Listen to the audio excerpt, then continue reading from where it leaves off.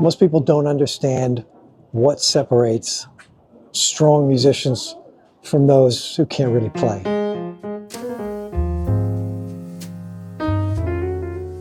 It's very common for people to say, he or she is so talented. I wish I had that kind of talent. As if great musicians were somehow gifted this magical ability to play well at birth.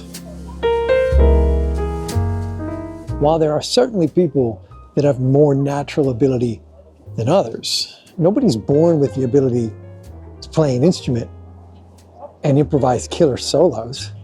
That stuff has to be learned no matter how talented you are. As you start getting serious about playing music, you'll inevitably realize that there is a lot you need to learn to get good. The sheer amount of information you need to know can feel overwhelming, and a lot of people don't even know where to begin to start chipping away at this mountain of stuff. I play the saxophone, so this is going to be from a saxophone player's perspective. And what I'm about to tell you is not exactly what I did. It's actually stuff I've learned over decades of working on it. So hopefully this video will help you save a lot of time, no matter where you're at in your journey. If you don't know who I am, my name is Metcalf. Tens of thousands of students are enrolled in BetterSax courses on how to play saxophone and on improvisation. I'm also the founder of the BetterSax line of saxophones and saxophone accessories that people are adopting all over the world. So here's my process for becoming a strong musician that will hopefully help you make the process more manageable, easier, and faster. Instead of asking yourself, how do I become a great saxophone player? Ask yourself, what are the micro skills that all great saxophone players have?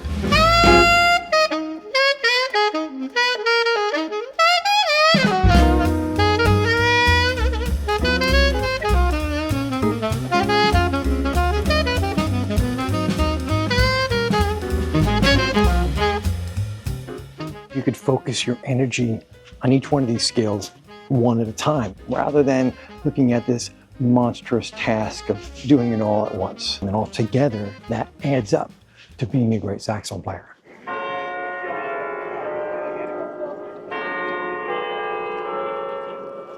Your sound is the most important aspect of your saxophone playing. And with a beautiful sound, you can go very far, but an unpleasant sound is a total deal breaker.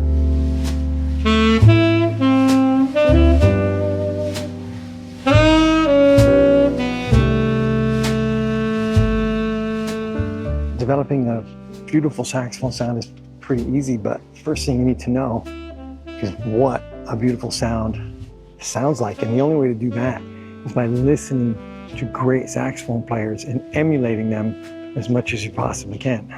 There's lots of ways to work on sound. Some people play long tones, some people work on ballads. Just whatever you do, make sure you're always thinking about your sound with every note. Make it a habit to always play with your best sound, and that'll just become the way you always play. It's very important to note that your sound on the saxophone is directly tied to how consistently you're playing the thing. So if you're not playing every day, your sound is going to suffer. Put simply, great saxophone players put a lot of attention into their sound and play the instrument every day in order to maintain that ability.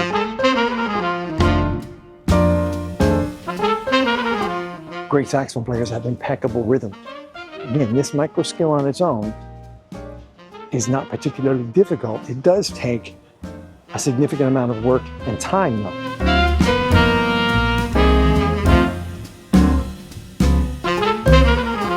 A strong sense of rhythm can be developed. And just like learning to have a great sound, the best way to do this is to listen to great musicians and emulate the way they play. You gotta think rhythmically all the time. The good news is we can learn something about rhythm from any musician, regardless of what instrument they play. So we're not stuck just copying our saxophone playing heroes. We can copy drummers, guitar players, piano players, anybody. I find that developing a strong sense of rhythm works best when you put yourself in situations where you're playing with other musicians who have better time feel than you do. So try to do that whenever you can. And if you can't do that, play along with recordings.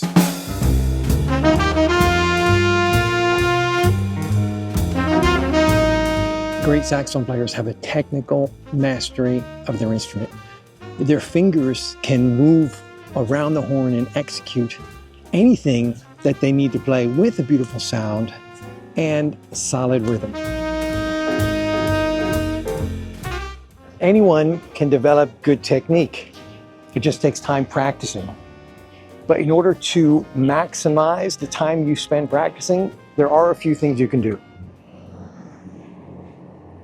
First, you have to vary the things you practice on a very regular basis. Don't fall into the trap of practicing the same technical exercises for months or even years. You'll actually get better a lot faster by diversifying the stuff you work on. So if you already know your major scales, start working on your harmonic minor and melodic minor and then diminished. If you can play those scales in patterns, start mixing up those patterns on a daily basis.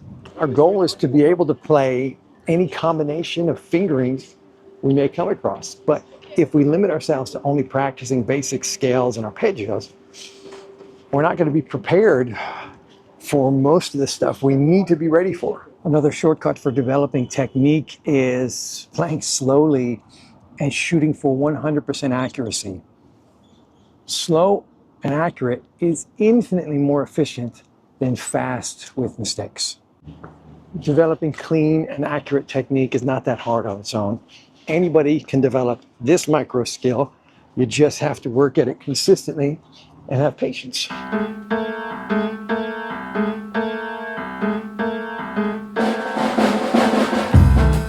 Great saxophone players have a thorough understanding of harmony. This is important for any genre of music, but especially jazz or anything where you're going to be improvising.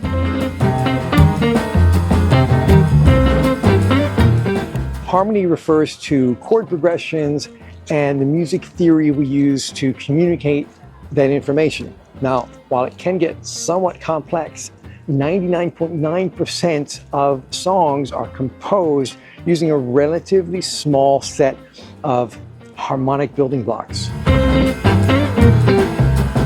With knowledge of only a dozen or so harmonic patterns, you've got everything you need for thousands of songs in every genre of music.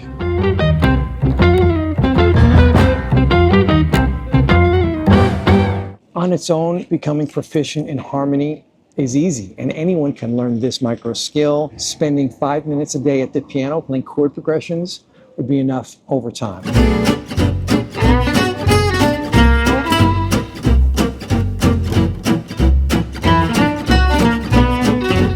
Music is a language, and when we're playing music, we're communicating with our listeners. And just like with a spoken language, the more vocabulary we know, the better and more effectively we can express our ideas. Expanding your musical vocabulary is the same process as in literature, but instead of reading loads of books, we need to listen to volumes of music, and instead of underlining passages of text, we're going to be transcribing musical ideas and committing those to memory. Rather than quoting our favorite authors and philosophers, we're going to be quoting our favorite musicians and composers. Anybody can learn to do this.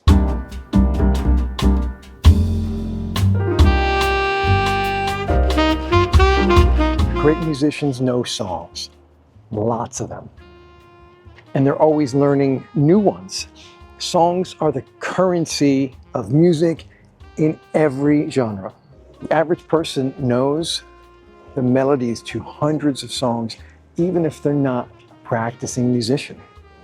To become a great saxophone player, you got to learn a lot of songs, and not by reading them off the page. You got to commit these songs to memory, and that means you know the melody, you know the chord progression, and you're familiar with several recorded versions. It also means practicing these songs on a regular basis and developing your own personal way of playing them.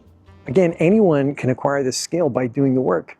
When you see somebody who knows hundreds of tunes, it's not because they have an exceptional memory. It just means they put in the work. There are more micro skills we could add to this list, but I think you get the idea. With these 6, you've already got tons to work on, and I'm sure you'd agree that anybody who mastered these skills would already be a great musician by any measure. Now, I want you to think about this list and which skills are your weaknesses, and be honest with yourself. If you want to improve, you got to attack your weaknesses. If we just work on the stuff we're already pretty good at, we're not going to get much better. If your rhythm's not great, focus on that for an extended period. If you don't know a lot of tunes, challenge yourself to learn 10 over the next month or so. If you don't have a lot of vocabulary, spend some time working on that. As you progress, continue to evaluate your weaknesses and shift your practice focus onto those things. The most important thing to point out is that the process never ends. There will never be a moment for anyone where they think that the job is done. Rather than be discouraged by that fact, embrace it. Realize that the process is the thing that matters, not achieving any particular goal. In the BetterSax studio, we're working on this stuff all the time, and many of our members have had transformative results. So if you'd like to study jazz improvisation with me in an amazing community of your peers, check the link in the description or go visit bettersax.com. Now go watch this video next for a step-by-step formula on how to learn improvisation starting from day 1.